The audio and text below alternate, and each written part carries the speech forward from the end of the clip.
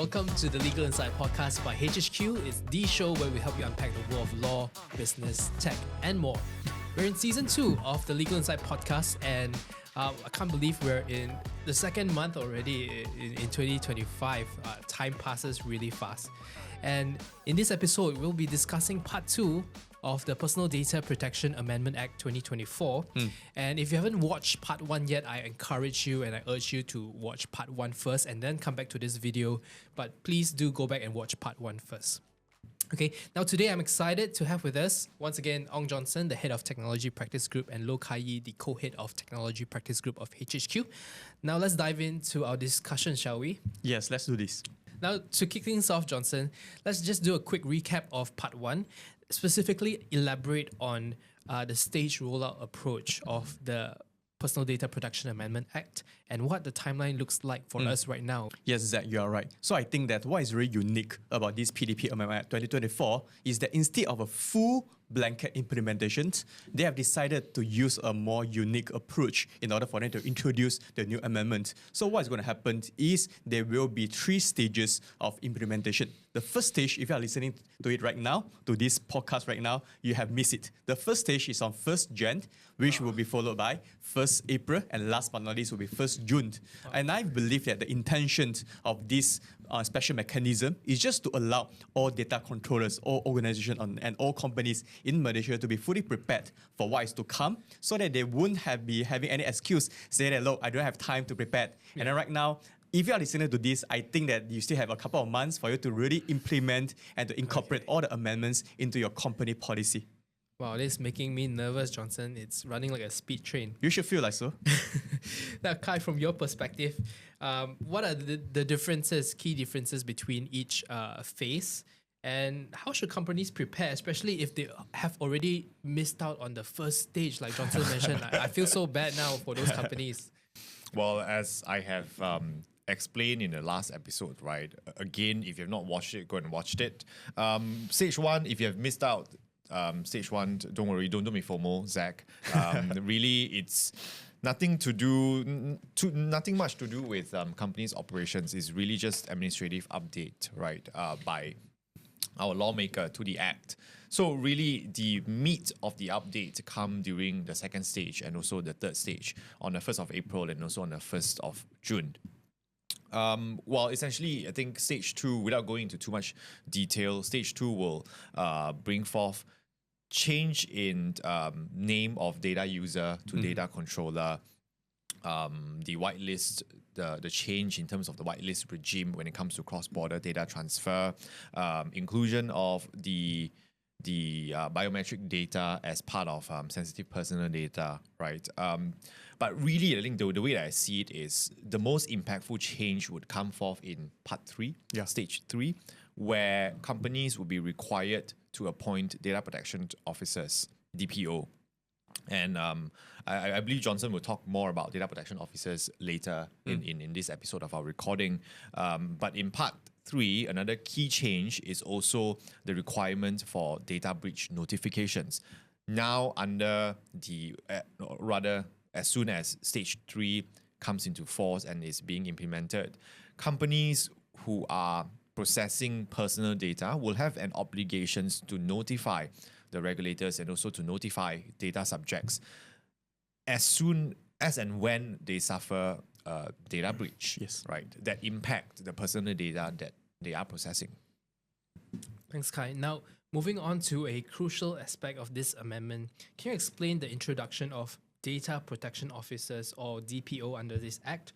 Now, what is this new role about, and why is it such a significant change or inclusion? Yes. So essentially, this data protection officer, it is a dedicated role within an organization that is appointed to take charge of the data processing activities of a company, right? So I think at this age of data, every company will surely have a host of personal data that they collect, right? Either your employees' personal data, your customers' personal data, or your users' personal data if you are a social media company. So whenever you collect and you store and you do any kind of analysis and processing of all this personal data, it will be considered as a process under the context of Personal Data Protection Act, right? Whatever that you do to this data has to be in accordance with the requirements of the law. You need to put in place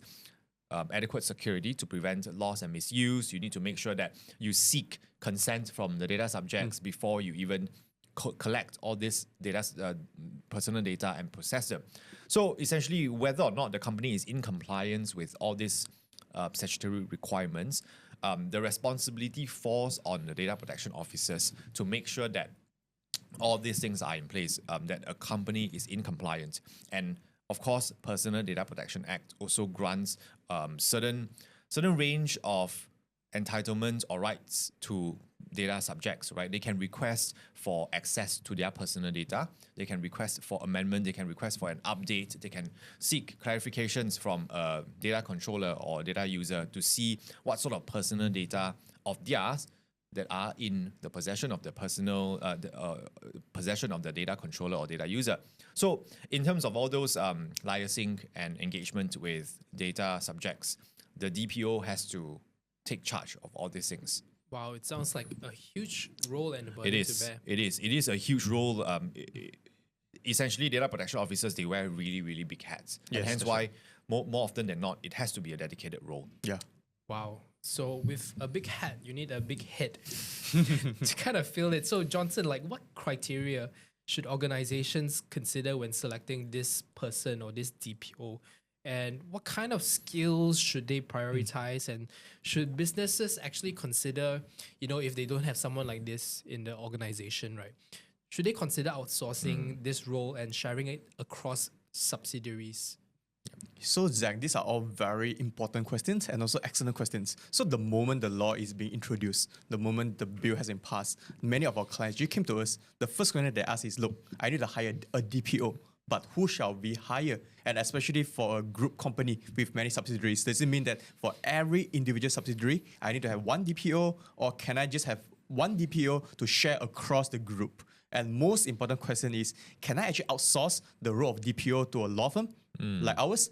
So at this moment, I would like to give anyone a clear answer, but unfortunately, we are not able to do so. So the law only make it very clear that by 1st June, every data controller, they will need to hire at least one DPO. But in relation to the qualification of the DPO, should they be qualified? Should they have certain kind of licenses? Or including, can they outsource DPO? Whether the DPO should be actually based in Malaysia? Can they outsource the role of DPO to another jurisdiction? Can they even share DPO within the companies? These are all unclear. But if you actually ask us, we think that looking at other jurisdictions, it may not be practical for every single data controller to actually hire one DPO. Because imagine the cost that is going to incur. So I think they are likely to mirror other jurisdictions in which the role of DPO can be outsourced to other organizations like a law firm. I think that it's important for us to qualify and also put a big disclaimer that at this moment, public consultation paper have been circulated to actually find out actually what do we think about all this thing, any suggestions and any recommendations that we think is appropriate for this important role. As you rightly pointed out, it's a very big hat for anyone to fill. So we believe in the coming months, before 1st June, certainly more guidelines, more clarification will be provided so that organizations can know how to prepare accordingly. Yep. So just to clarify, this is at the time of recording. There's no guidelines yet. There's no guideline. By the time this episode airs, we don't know yet, right? Yeah, maybe things will happen because everyone is actually rushing for an answer. Everyone is pushing us, asking us, look, I really do not want to spend another, let's say, 10,000 to hire a DPO. Can I just outsource this role to a law firm? So whenever there's any requirement, you law firm, you act as a DPO, you help us to actually satisfy the requirement. And then we incline to say yes, but at the same time, we are not sure whether the law actually allows this to happen or not. Yep. So as you can see, things are really progressing really fast. Things are happening really quickly. But, if you can rely on anything, you can definitely check out Johnson and Kai's LinkedIn profiles. They usually update regulations at lightning speed, right? Yeah, I think this is the first time in Malaysia where laws is changing at the speed that everyone is not able to catch up. So last time there's a saying by saying that actually laws, they actually move like a turtle. But right now, ever since 2024, 2025, every week, every month, there's always a new update. So I think that this is a new time, a new generation. Yep, now the turtles have skates. Now let's discuss the mandatory data breach notification requirement introduced under the amended Act. Now, Johnson, in what situations will this notification be actually triggered? And do you have actually any experience at all in dealing with such notifications? Yes, Zach. Look, so besides the appointment of DPO, personally, I think that we as a law firm, we really believe that more than just appointing a DPO, another most crucial aspect that is being introduced under the PDP Amendment Act is truly the new requirement, the new data breach notification requirement. In other words, according to the law, in the event where the data controller has reason to believe there's a personal data breach, the data controller would need to notify the PDP commissioner. And similarly, in the event where the data controller has the belief that the personal data breach is likely to cause significant harm to the data subject, the data controller should also notify the data subject as well. The penalty for infringing this law is actually quite high. In the event of non-compliance, the data controller is going to face, let's say, fine, there's up to 250,000, or otherwise imprisonment, there's up to 2 years, or actually both. So imagine just because there's a data breach and then you refuse to notify the PDP commissioner or otherwise data subject, the next thing you know is you are in the jail for 2 years. Not worth it, right? No, totally not worth it. So back to your question, whether do we have any experience of actually making notification? The answer is yes. Even though based on the law, the notification requirement only comes in officially 1st June. But we already have a number of companies, they actually suffer data breach. And they know that the law is coming. So they have this concern, should they actually notify? So based on our experience, you can already notify to PDP commissioner. And then when we notify, they actually have the assessment form. They will tell you what to do. On top of those notifying, frequently we also will be dealing with police, basically just to inform them about threat actors, and then also dealing with MCMC so that they're able to take down certain things. So it's a new regime, and also based on our experience, most of the time companies, they are quite clueless. They know that there's a data breach. I have no idea what to do. All I know is a new law is coming in. I need to notify. So we would like to encourage everyone to at least speak to a lawyer in the event of data breach. So at least a lawyer can guide you through the whole process without getting yourself into trouble. Thanks, Johnson. Now, I want to ask Khai, do you actually believe data breach notifications are important? Are all data breaches made equal? And, what are the consequences of actually not complying with these notification requirements? And, how should companies actually prepare internally for such incidents like what Johnson has mentioned? I won't talk about the consequences of non-compliance because I think Johnson has really covered that really well, right? We are looking at, of course, these are statutory penalty. You have fine and you have imprisonment term. But I think apart from all this penalty, it also data breach also carries potential reputational risk and also optic risk, right? Especially a huge company that you would expect them to have appropriate safeguard to protect against loss and misuse or rather data breach. But it turns out that they actually don't have such measures in place. And if the words were to go out, right, that will impact the reputations of the company. So, and hence why on that basis, I would really think that data breach notifications requirements are important. Number one, because it allows the company to take control of the narrative. It allows the company to show to the public that, look, we are in control, we are taking charge. We admit that perhaps there may have been certain mishap that has happened that caused loss and theft of personal data in our possessions. But we are on top of it. We are dealing with regulators, we are liaising with regulators, we are liaising with enforcement agencies. We will sort this out. And a second point as to why data breach notifications are important is because you are not just required as a personal data, as a data user or as a data controller, you're not just required to notify regulators and law enforcement agencies, right? You are also supposed to notify data subjects who are affected by the data breach, because part of all these personal data, like it or not, they allow whoever that has access to them to identify individuals and to be able to contact them. And assuming that it falls into the wrong hands, people can come up with social engineering scheme to trick you to perhaps disclose your bank account details, those sort of things. So really, the safety of data subjects are also at risk, and hence why data breach notifications requirement is of paramount importance in my view. Yeah, just to add on to what Khai Yi mentioned. So based on our previous experience of actually helping companies to actually lodge data breach notification to PDP, a lot of time dealing with such, actually the key concerns, of course, to ensure that we comply with the law is important.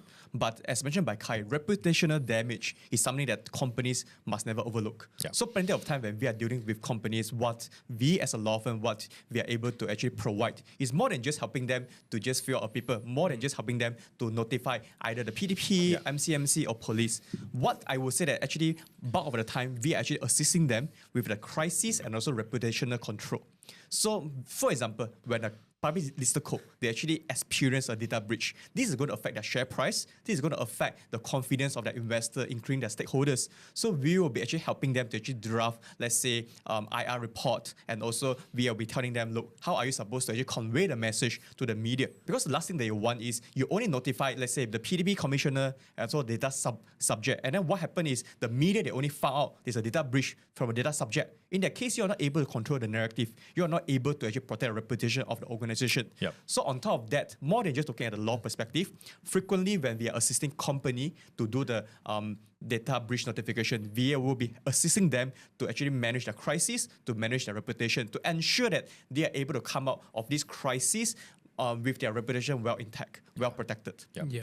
And just like how we would always advise companies to adhere to cybersecurity incident notification requirement, right? When it comes to data breach notifications requirement, we frequently always we tell our clients to make sure you have a playbook. Yeah. To know in the event of such an incident, how do you respond to it? How do you react to it, right? Who you should be calling. So all these key contact points should all be listed down in the playbook per se, and the step-by-step guide to guide whoever that is reading the playbook, right, in the event of such an emergency on what to do and who to contact. So that is extremely crucial to prepare for the eventuality of a data breach. I think companies should really look into establishing that guidebook. Yeah. So what you guys are saying is that it's better to be transparent. It's better to take accountability. It's better to do it the right way in notifying data subjects and the relevant authorities than to treat it like a shameful disease, or then to make it a taboo topic. Let's not do anything, but let's hide it in the closet. Correct. Yes. Because, I mean, looking at not only Malaysia, but if you are looking at foreign jurisdictions, so if a company, they actually fail to address data breach well enough, next thing that is going to happen is the customer, the clients, they're going to boycott your company. Because they feel that they'll be feeling, look, you are not taking our data seriously. Yeah. Why should I be supporting your company? So you want to showcase an image saying that, look, data breach has happened, but don't worry, because we care about you, we care about your data, and then we are on top of things. We know exactly how to respond, how to recover, and most importantly, how are we supposed to strengthen our cybersecurity. Yeah. I think it's just good for companies to know that data breach or these kind of incidents will eventually happen. Yeah. Yes, correct. You are not bulletproof. It is not if happens, but when it happens, are you prepared for it? Definitely everyone at a certain point of time, you will experience data breach. Now, Khai, could you actually explain the new concept introduced here of the right to data portability, and why is this an important concept? Yeah. So essentially, I think when it comes to data portability, it is not an entirely new concept per se. This concept has already long been practiced by the telco industries, or rather been made compulsory in the telco industries, right? All of us mobile phone users with our mobile service and mobile network providers, we have the right to port our lines and our data from one service providers to another service providers. Essentially, we're in a context of personal data. The right to personal data portability means the same thing. If I have my personal data with a particular platform, I should be able to tell the platform that, hey, I no longer want to use your service, or rather I want to use the service of another service providers, your competitor as well. I want you to port whatever personal data that I have on your platform, in your possessions, to your competitors. And essentially, the service providers, or rather the data user or data controller, will just have to comply, right? For example, this will be a very, very simple example, and I'm pretty sure all of you can grasp.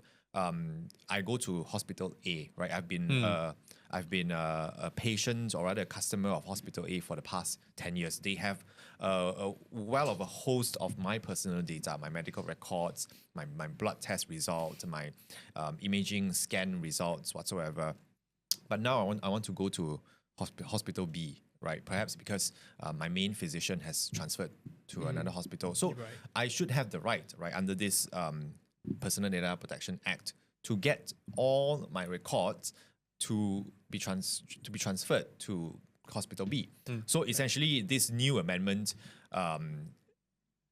codified this right of data subjects. Right. So in a sense, data subjects have a lot more ownership to their data right Yes, now. correct. Basically, more power and more flexibility. You get to control of your data. You say that I want to transfer from A to B because I want it, because I like it, because this is my preferred data controller. I just realized that the term porting out comes from portability. Yeah, that's right. Yes. Okay. Yeah. After 30 years of using telcos. So finally, Johnson, how can companies prepare for this right of data portability, and what benefits will data subjects actually gain from this? Yeah, so as you rightly pointed out, Zach, earlier, it's actually giving more power and more rights back to the data subject. It's like for us, because there'll be times, as mentioned by Khai, I actually wanted to transfer my personal data from hospital A to hospital B for whatever reasons. And one thing that we have to remember, for all organizations to remember, just because I want to transfer, just because the company, they would also want to comply, it doesn't mean that I can just click send and then my personal data can be transferred to another hospital or another company as they want. It will not happen as such. You need to actually you need to develop the right infrastructure for that to happen. So I would say that this is something extremely crucial for every data controller in order for them to really embrace, for them to incorporate this right of data portability. For that to happen, they must invest in their infrastructure, they must invest in their network for that to actually happen. Otherwise, that even if they want to, they are not able to comply with this request. Yeah, and I think essentially it is very important for industries to really come together and perhaps, if they have not already done so, to identify what are the common formats of data that they would like to host the personal data in, right? I think the last thing that everybody would want is company A stores personal data in this particular format, which is not supported by the system and infrastructure used by company B. So even if company A is willing and is ready to transfer the personal data, company B, they are not well equipped to even receive and let alone read this personal data. So I think this change really forces the industry to come together to make sure that they are aligned in terms of all this infrastructure level or system level requirements. Now, as we conclude our two-part series on the Personal Data Protection Amendment Act 2024, I encourage everyone to write your questions down below on the comment section. I mean, since the first episode has been released, there's been a bunch of questions already. Now, what this will do is that we will actually compile these questions and we will answer them in a webinar session that's coming up really soon. And do stay tuned on when we're going to release this webinar. I encourage you to sign up, to ask questions, to interact with our hosts, interact with our lawyers to get the most out of it. All right. Now, thank you so much for joining us for the Legal Insight podcast by HHQ. It's the show where we help you unpack the world of law, business, tech, and more. Stay tuned for more. Hey, I'm Johnson. Hey, this is Khai here. If you are listening to the podcast now, good news is the new guideline and the new circular in relation to DPO outsourcing and data breach notification has been released. And what you want to know is you are allowed to outsource DPO services to an external organization such as a law firm like ours. So if you're still thinking and cracking your head about what to do with that role, how to fill that role within your organizations, I think you don't really have to think so much. If you want to look for an outsourced service providers, you can contact us, Halim Hong and Kwek. So Johnson and myself, we will be able to provide you with our proposal on our services and also a quotation. So just reach out to us or otherwise listen to the next episode in which we are going to go a lot deeper, explaining in what situation you can outsource and what is the minimum requirement for a company to actually appoint a DPO.